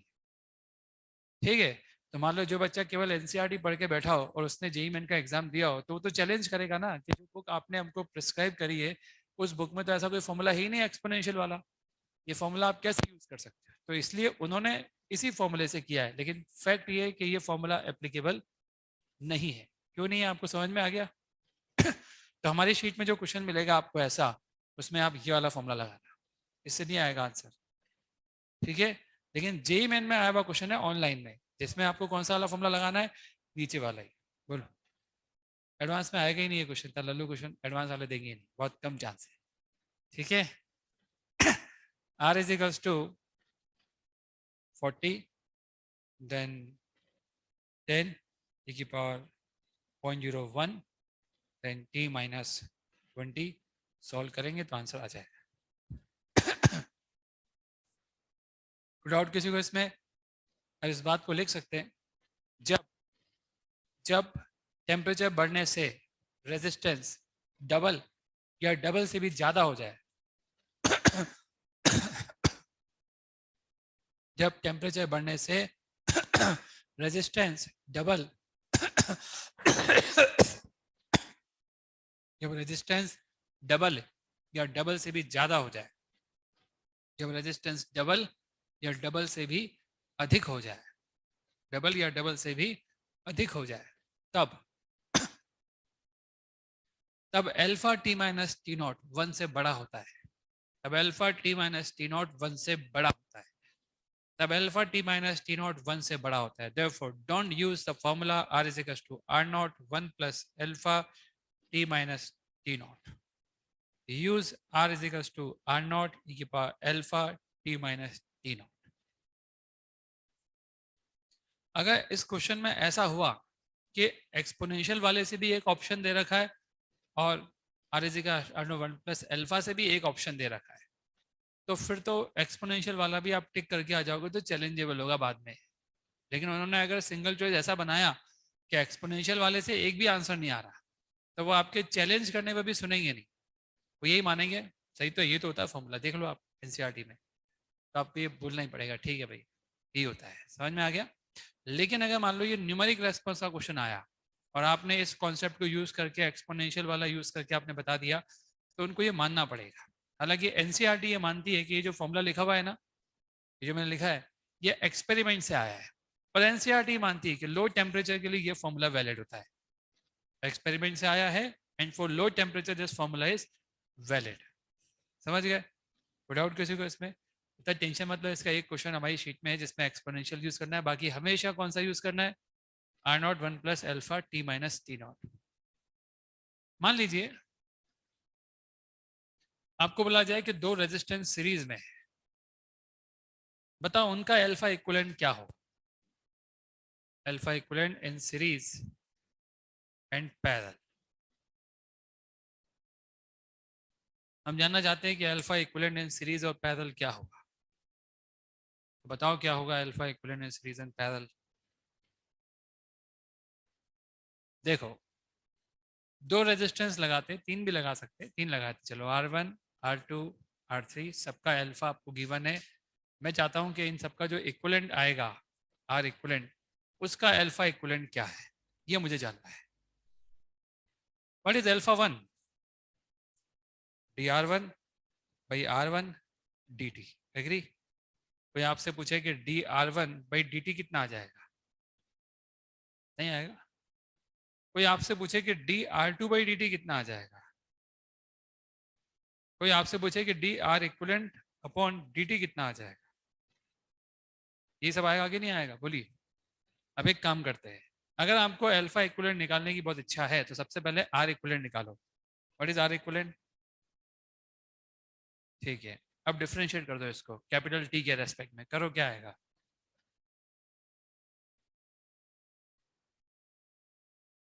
ये डिफरेंशिएशन क्या शो कर रहा है आपको कि how resistance is varying with temperature, right.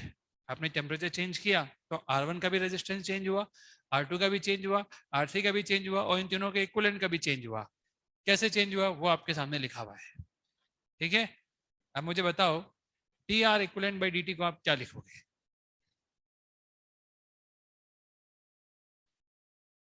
बताओ। आप बोलोगे sir alpha equivalent R equivalent लिख देंगे, अगले वाले को अल्फा 1 R1, अगले वाले को अल्फा 2 R2, अगले वाले को अल्फा 3 R3। एग्री। तो अल्फा इक्विवेलेंट कितना आ रहा है,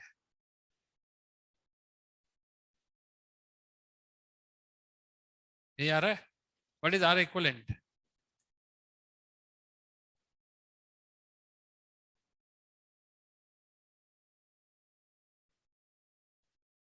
देख लो इस चीज को, this is your alpha equivalent. तो सीरीज में कभी कोई आपसे पूछे कि अल्फा इक्विवेलेंट कितना होता है, आपको पता होना चाहिए इतना होता है। समझ गए।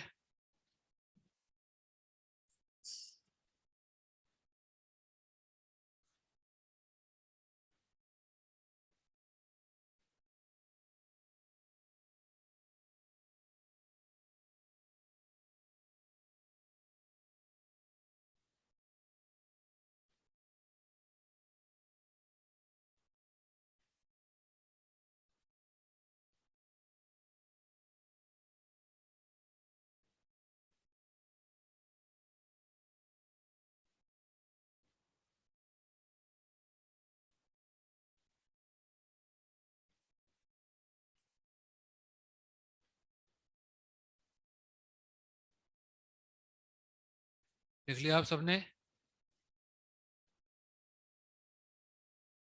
अगर मान लीजिए पैरेलल कॉम्बिनेशन दे रखा हो तो आंसर क्या है?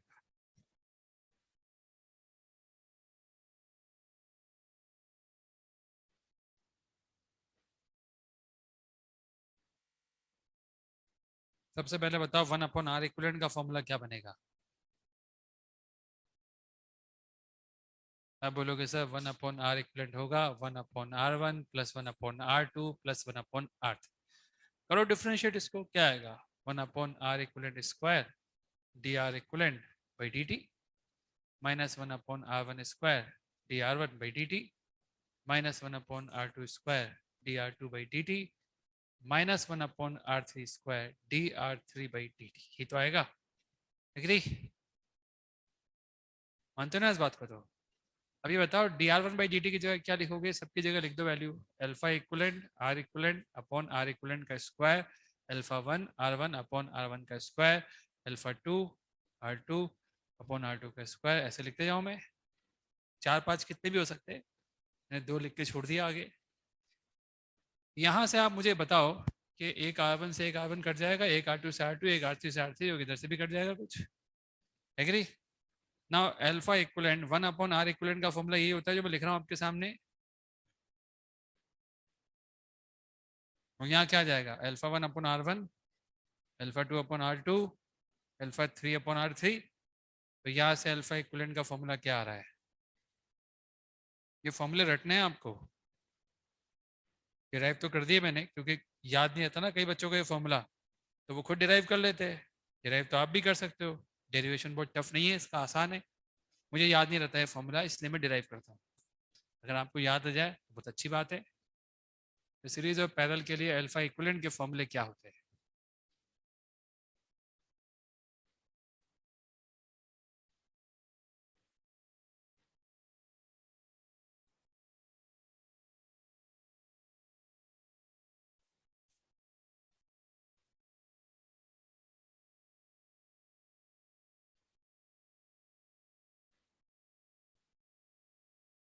आपके हाथों की अच्छी एक्सरसाइज हो रही होगी जेडी बैच में आने के बाद, है ना? मैं देखता हूँ ना आपके हाथ तो तेज चल रहे हैं, फिंगर्स मजबूत हो जाएगी आपकी, इसमें कोई डाउट नहीं है।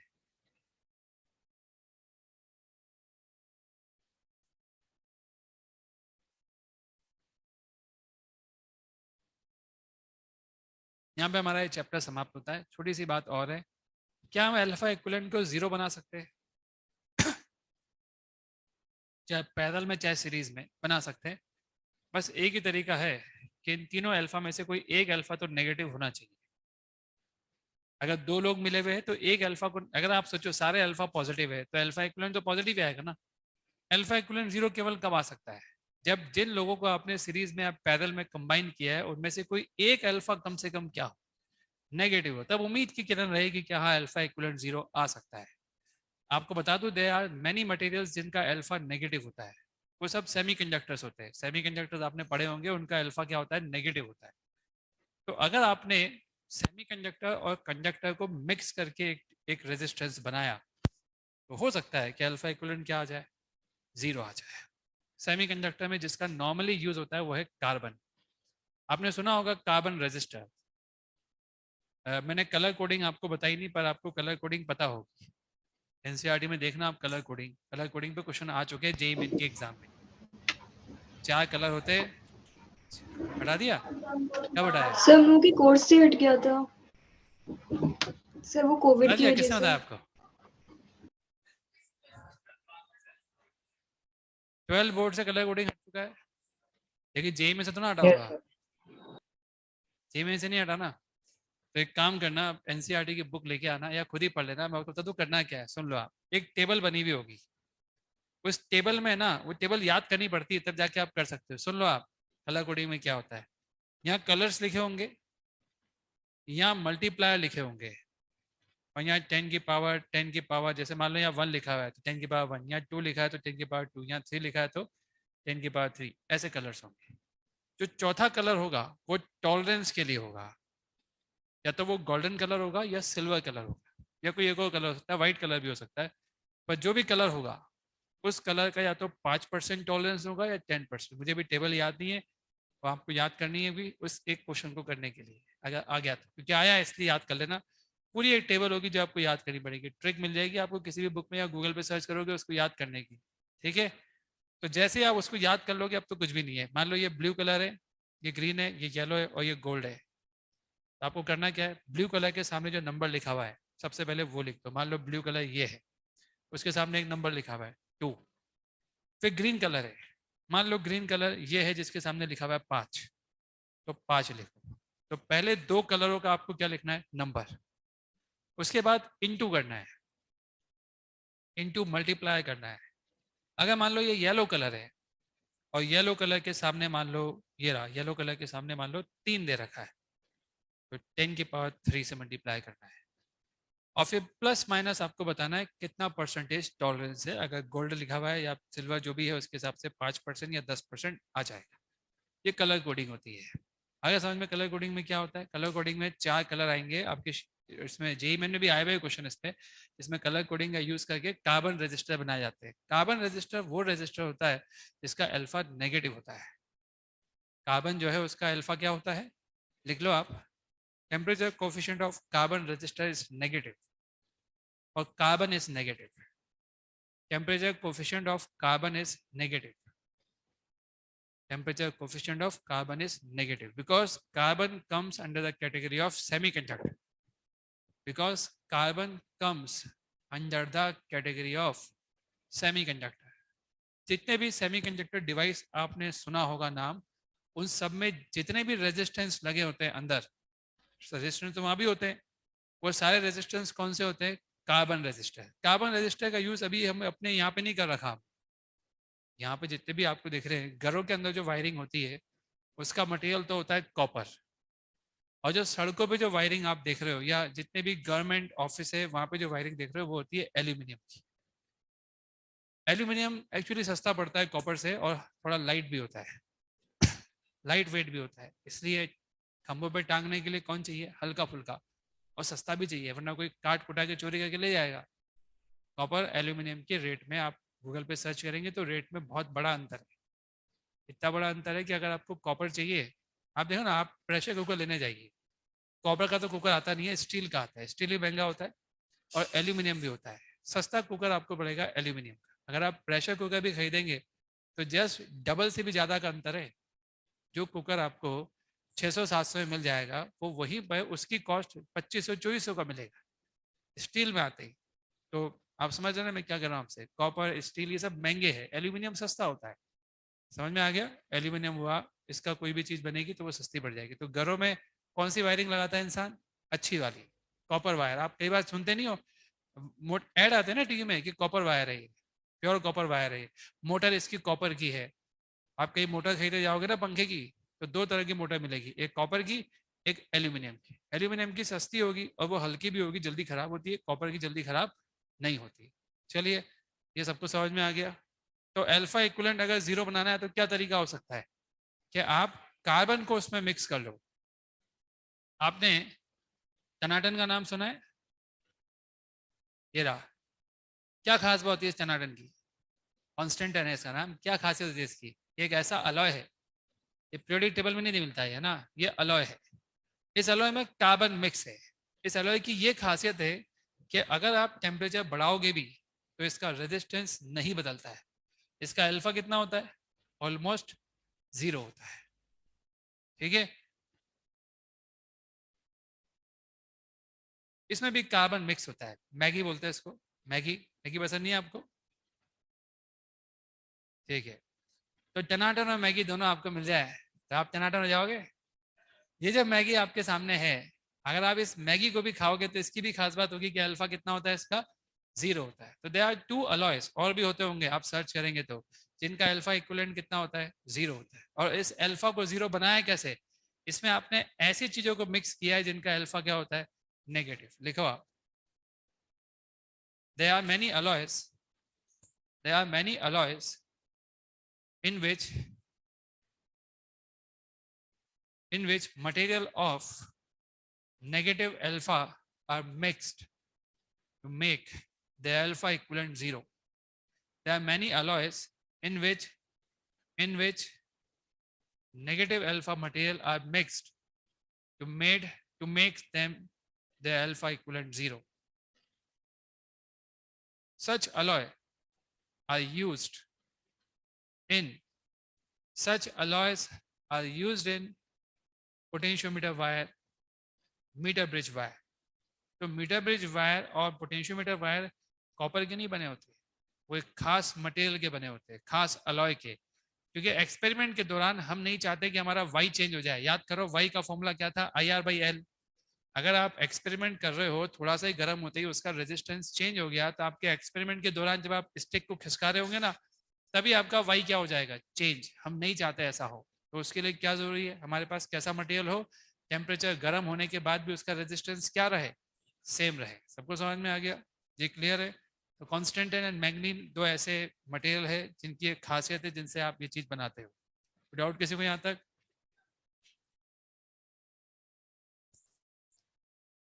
अल्फा किसकी प्रॉपर्टी है ये पूछ रहा है मुझसे.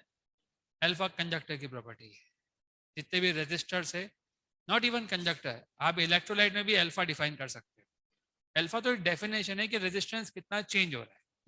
जहां जहां टेम्परेचर बढ़ाने पर रेजिस्टेंस कम होता है, वहां वहां अल्फा क्या होता है, नेगेटिव. और जहां जहां टेम्परेचर बढ़ाने पर आपका रेजिस्टेंस बढ़ता है, वहां हम अल्फा को क्या बोलते हैं, पॉजिटिव. अब एक वीडियो आपके पास आएगा, संडे को भेजेंगे आपको, संडे को आप फ्री रहोगे, एक्स्ट्रा क्लास ही मान लेना आप उसको. 2 वीडियो आ सकते हैं और दोनों वीडियो में आपको क्या दिखाया जाएगा, सर्किट सिमेट्री. उसके आगे पीछे भी कुछ होगा जो आप ऑलरेडी पढ़ चुके होंगे, उसको मत देखना, आप थोड़ा सा फॉरवर्ड कर लेना. और अगले वीडियो के अंदर भी थोड़ा सा देखने का, जब खत्म हो जाएगा तो आगे मत देखना, क्योंकि आगे वाला सब कुछ आप पढ़ चुके हो. जो मैंने छोड़ा है वो क्या छोड़ा है आपके लिए, सर्किट सिमेट्री. अब हम सर्कुलर मोशन शुरू करेंगे. आप छोड़ दो, 5-6 पेज तो छोड़ ही दो.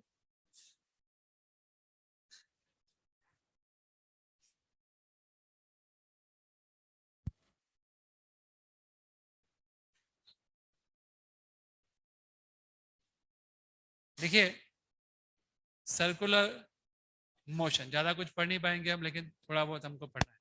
सर्कुलर मोशन लिखिए, सर्कुलर मोशन लिखिए.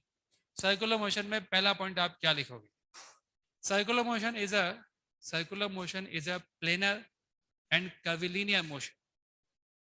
Circular motion is planar and curvilinear motion. Circular motion is planar and curvilinear motion. Circular motion is planar and curvilinear motion. ये कर्विलिनियर मोशन क्या होता है, पार्टिकल स्ट्रेट लाइन में चले तो उसको रेक्टिलिनियर मोशन बोलते हैं, जो हम पढ़ चुके. और जब पार्टिकल किसी कर्व पे चले तो उसको कर्विलिनियर मोशन बोलते हैं. तो सर्कुलर मोशन किस टाइप का मोशन है, कर्विलिनियर. इससे पहले पैराबोलिक जो हमने प्रोजेक्टाइल फेंका था वो भी कैसा था, कर्विलिनियर था. तो उस कर्विलिनियर और इस कर्विलिनियर में क्या डिफरेंस है, इसमें एक बड़ा डिफरेंस ये है कि पार्टिकल ऐसे चलता है कि उसकी डिस्टेंस एक खास पॉइंट से हमेशा क्या रहती है, सेम. वो डिस्टेंस क्या कहलाती है, रेडियस. देखो आप, particle move in such a way that particle move in such a way that particle moves in such a way that a distance particle move in such a way that its distance in such a way that its distance from fixed center, a distance from fixed point remains same. This fixed point is known as center. This fixed point is known as center. This fixed point is known as center, and the radius, and the distance is known as radius, and the distance is known as radius. तो जो fixed point है वो circle का centre कहलाता है, और जो distance है उसकी लगातार जो हमेशा बनी हुई है सेम, वो डिस्टेंस क्या कहलाती है, रेडियस कहलाती है. तो सर्कुलर मोशन में रेडियस एक बड़ी चीज होती है और एक बड़ी चीज होती है सेंटर. एक खास बात, जब पार्टिकल किसी कर्व पे चलता है, तो ये सर्कल नहीं है, ये तो कर्व है. पार्टिकल अगर इस कर्व पे चल रहा है तो आपको पता है इस कर्व का एक छोटा सा टुकड़ा असल में एक सर्कल का हिस्सा होता है, पता है आप सबको. तो उस सर्कल का रेडियस का फॉर्मूला क्या होता है, अगर मान लीजिए मुझे इस पॉइंट पे जो टुकड़ा बनेगा उसका जो रेडियस आएगा वो रेडियस निकालना है। तो ये रेडियस कितना होता है बताइए? 1 plus D by D X का स्क्वायर की power 3/2 divided by this one. सबको समझ में आ गया ये?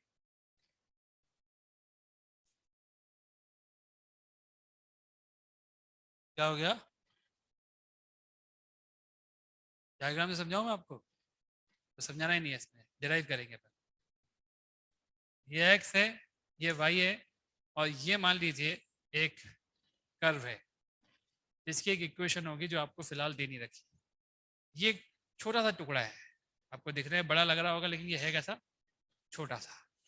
a का कोऑर्डिनेट x, y है, b का coordinate x plus D X and y plus D Y.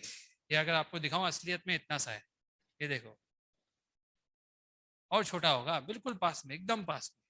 तो a और b दोनों पॉइंट कैसे? बिल्कुल बिल्कुल पास में। कोई आपसे पूछे ए बी डिस्टेंस कितनी आएगी, आप डिस्टेंस फॉर्मूला लगाओ। आप बोलोगे सर डिस्टेंस कैसे लगा रहे हो, ये तो कर्व्ड है। आप जब कर्व्ड के बिल्कुल पास पास में 2 पॉइंट ले लोगे ना, तो उसके डिस्टेंस कर्व्ड निकालो या सीधी डायरेक्ट डिस्टेंस निकालो, कैसी आएगी? सेम। सर्कल में जल्दी समझ में आता है। ये 2 पॉइंट है, ये तो दूर दूर है ना, ये डिस्टेंस और डिस्टेंस अलग अलग आएगी ना। ये वाली डिस्टेंस निकलती है डिस्टेंस फॉर्मूले से, और ये वाली डिस्टेंस निकालने के लिए लेंथ ऑफ आर्क निकालनी पड़ेगी। तो मैंने तो डिस्टेंस फॉर्मूला लगाने की सोच रहा हूँ। क्यों सोच रहा हूँ मैं ऐसा? क्योंकि ये बहुत पास में है। तो ये कितना आ जाएगा? ये कैसे लगाया, समझ में आया क्या? Yes minus sir. किया ना मैंने, दिस माइनस दिस का whole Yes, square, sir. This minus this का होल स्क्वायर, ये आ गया। dx बाहर ले लूं,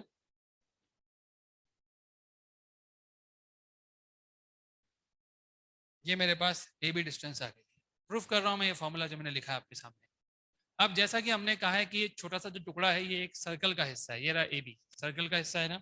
इस सर्कल का एक रेडियस होगा, मुझे वो रेडियस निकालना है कितना होगा। मैं उसको आर सी नाम दे रहा हूँ, आप आर भी नाम दे सकते हो। तो यहाँ पे क्यों ना एक सर्कल बनाया जाए। उस सर्कल का सेंटर बना दिया मैंने, ये देखो, ये रहा सेंटर, और ये रहा रेडियस आर सी। देख रहा आप सर्कल, पूरा सर्कल नहीं है, सर्कल से इतना सा बनाया मैंने, ये देखो आप।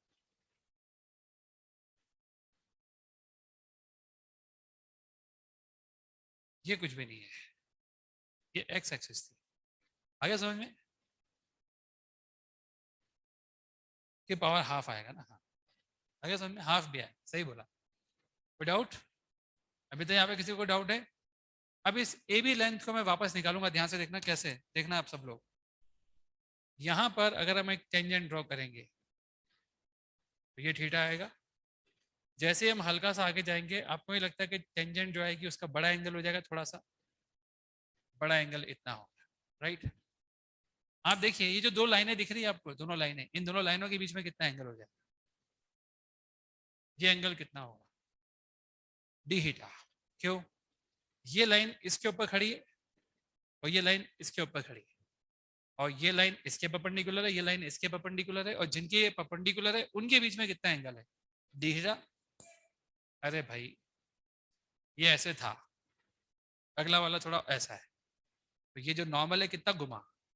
थीटा से तो घुमाया ना, जिसके ऊपर ये डाला परपेंडिकुलर, वो ये चीज है, ये घूम गई ऐसी, तो वो भी घूम जाएगा, तो ये एंगल कितना आ जाएगा?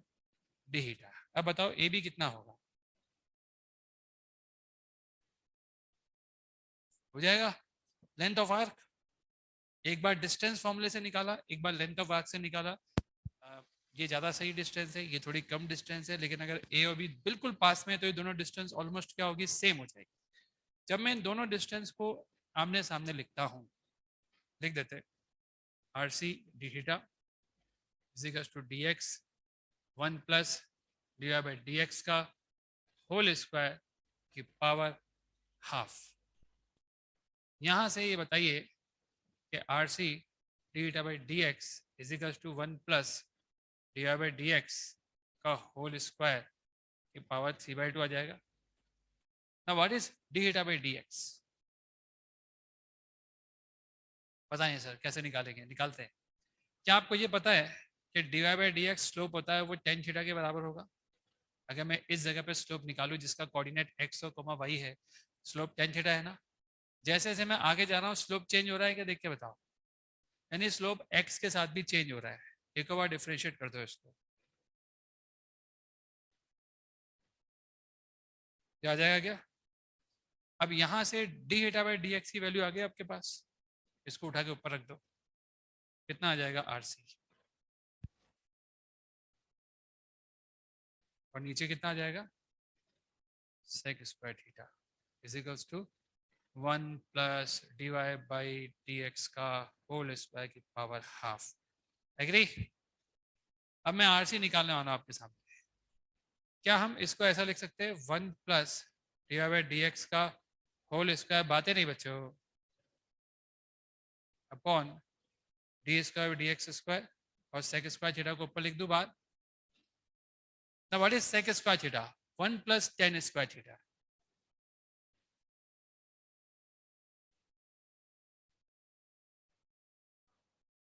यहाँ पर बाई मिस्टेक लिख दिया होगा, हो सकता है, ठीक है, क्योंकि आगे तो हाफ ही चल रहा है ना, आप आगे को नहीं देखते, आप वहां अटक जाते हो, आप पूरा एंड तक देखो, कहीं बाकी पर लिखा थी बाई 2 नहीं लिखा ना, चलो उसी में अटक गए आप। अरे भाई इन चीजों में मत अटको, इधर आ जाओ, इसको अपन 1 plus D Y by D X का होल स्क्वायर लिख दूं, सेक स्क्वायर थीटा होगा 1 प्लस tan स्क्वायर थीटा, उसको मैंने 1 plus D Y by D X का होल स्क्वायर लिख दिया, और नीचे आप यहाँ पे हाफ था, ठीक है, और नीचे ये तो है ही, बताओ कितना है आपका RC, आप चेक करोगे तो RC आ जाएगा 1 plus D Y by D X का होल स्क्वायर की पावर 3/2, नीचे आ जाएगा, आया समझ में? नोट कर लो फटाफट इसको। आपको ये मालूम पड़ गया, अब दुनिया का हर कर्व में कोई भी एक पॉइंट पर अगर आपको दो चीजें मालूम है, बातें नहीं, आपको ये मालूम है कि D Y by D X कितना है और आपको डबल डेरिवेटिव मालूम है, तो आप उस जगह का क्या निकाल सकते हो? RC, कर्वेचर निकाल सकते हो। बस आपको दो चीजें पता होनी चाहिए, एक तो D Y by D X कितना है और दूसरा उस जगह पर डबल डेरिवेटिव कितना आता है। तो जब भी किसी पार्टिकल किसी कर्व पे चलेगा, हर पल वो एक सर्कल पे भी होगा, और उस सर्कल का रेडियस कहाँ से मिलेगा? इस फॉर्मूले से जो आपको दिखा रखा है। मतलब आप ये नहीं बोल सकते कि प्रोजेक्टाइल मोशन में जो पैराबोला था उसमें सर्कुलर जैसा कुछ नहीं है, हर पॉइंट अपने आप में क्या है, एक सर्कल का हिस्सा है, और पार्टिकल हमेशा एक सर्कल पर है, वो सर्कुलर मोशन नहीं कर रहा लेकिन वो एक सर्कल पर जरूर है हर बार, समझ गए? उस सर्कल के रेडियस को हम क्या बोलते हैं? Radius of curvature. इसका नाम रेडियस ऑफ सर्कल भी हो सकता है, लेकिन इसका ज्यादा बेटर नाम होगा रेडियस ऑफ कर्वेचर, और कई लोग इसको रेडियस ऑफ सर्कल भी कह सकते हो, लेकिन ज्यादा बेटर नाम कौन सा होता है? Radius of curvature. लाइन के लिए जब आप ये निकालोगे ना डबल डेरिवेटिव, तो वो 0 आएगा, तो उसका RC इनफाइनाइट आ जाएगा। जैसे मान लीजिए आपके पास एक स्ट्रेट लाइन है, इस डबल डेरिवेटिव का मतलब क्या है? स्लोप का डेरिवेशन। डबल डेरिवेटिव आया कैसे था? स्लोप में तो डेरिवेटिव लिया था आपने। आप बताओ इसकी स्लोप x के साथ चेंज हो रही है क्या? नहीं हो रही, इसका मतलब डबल डेरिवेटिव कितना होगा? 0, तो इसका RC कितना आएगा? इनफाइनाइट। तुम कह सकते हो कि straight line is also a circle of infinite radius, समझ गए? जहां पे आपका स्लोप तेजी से नहीं बदलेगा, जहां पे कर्व का जो कर्वेचर है वो तेजी से नहीं बदलेगा, देखो आपको दिखाते हैं, जैसे ये ना एक कर्व, अगर मान लो ये कर्व लगभग ऐसा होता और एक ऐसा होता, अब मैं आपसे पूछता हूँ यहाँ पर और यहाँ पर दो जगह हम खड़े, किस जगह पे आपके हिसाब से स्लोप तेजी से बदल रहा है? नीचे वाले में ना, वहाँ पे घुमाव आ रहा है ना एकदम से, इसका मतलब ये हुआ कि वहाँ पे रेडियस ऑफ कर्वेचर कैसा होगा? कम होगा। अगर आप कह रहे हो कि स्लोप तेजी से बदल रहा है, मतलब ये हाई है, ये हाई है, तो रेडियस ऑफ कर्वेचर क्या होगा? कम होगा। तो जहां पर आपका कर्व में घुमाव ज्यादा है, घुमाव समझते हो ना, स्लोप तेजी से बदलना, वहां पर RC क्या होगा? कम होगा। यहाँ देखो आप, यहाँ पे RC घुमाव देखो ना, घुमाव या स्लोप का बदलने का रेट देखो क्या है? स्लोप आगे बढ़ने पर तेजी से चेंज हो रहा है कि आहिस्ता आहिस्ता चेंज हो रहा है? आप बताओ कैसे चेंज हो रहा है? आहिस्ता आहिस्ता कितने? ऊपर वाले में तेजी से हो रहा है कि धीरे धीरे? धीरे धीरे, वेरी गुड। धीरे धीरे होने का मतलब समझते हो ये कम है, ये कम है, तो RC क्या होगा? बड़ा। आप इस धरती को देख लो, इस धरती का RC क्या है? 6400 किलोमीटर, ग्रेविटेशन में पढ़ा था हमने। तो उस केस में dy² dx², ये बहुत बड़ा रेडियस है। एक छोटी फुटबॉल लो और धरती लो, दोनों के रेडियस को कंपेयर करो तो फुटबॉल से कई गुना बड़ा रेडियस है धरती का। आपको धरती में कभी घुमाव लगा, घुमाव फील हुआ? धरती की सरफेस आपको जब भी बाहर निकल के देखो, आपको धरती गोल लगती है क्या? नहीं लगती ना। क्यों नहीं लगती? क्योंकि वो धरती का रेडियस बहुत बड़ा होने की वजह से, इसका मतलब ये है अगर ये बहुत बड़ा है तो ये बहुत छोटा है। अगर ये बहुत बड़ा है, रेडियस बहुत बड़ा है ना उसका, तो उसमें आपको घुमाव फील नहीं होता। इस फॉर्मूले से अभी दिखाएंगे आपको, थोड़ा सा और समझाएंगे, पहले यहाँ तक समझ लो आप कि घुमाव क्या चीज है। जिसका रेडियस बड़ा होगा उसमें आपको घुमाव कम फील होगा। ये बात सबको समझ में आ गई? अगर रेडियस बड़ा होगा तो ये नीचे वाली चीज छोटी आएगी, मतलब ये कि आपका बहुत आहिस्ता आहिस्ता स्लोप चेंज हो रहा है सरफेस पे, तो घुमाव कम दिखेगा आपको। लिख लो आप, जिस सरफेस का घुमाव कम है, जिस सरफेस का घुमाव कम है उसका रेडियस ऑफ कर्वेचर बड़ा है। ये बातें हम पहले भी शायद इलेक्ट्रोस्टैटिक के दौरान की थी। शार्प कॉर्नर्स जितने भी होते हैं उनका रेडियस ऑफ कर्वेचर कम होता है। याद आ रहा है कुछ? जिस सरफेस का या कर्व का घुमाव कम है उसका रेडियस क्या होगा? अधिक होगा। और जिसका घुमाव ज्यादा है, तेजी से घूम रही है सरफेस, उसका रेडियस कम होगा।